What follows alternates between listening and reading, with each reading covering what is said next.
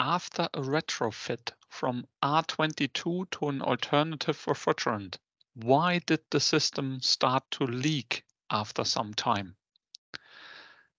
In systems with R22, the refrigerant R22 will go into polymer components, into polymer material like O-rings.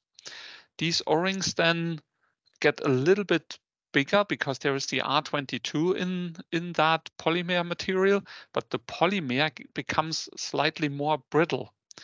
That is all fine as long as you have R22 in the system.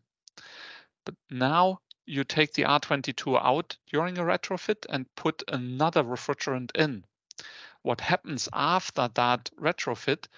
Now the R22 leaves that polymer material, leaves that O-ring material, and then the O-ring shrinks a little bit because the polymer becomes more brittle and now it shrinks.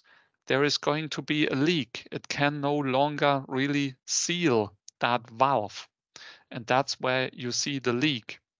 This is the reason why you should change the O-rings during a retrofit from R22 to another chlorine-free material.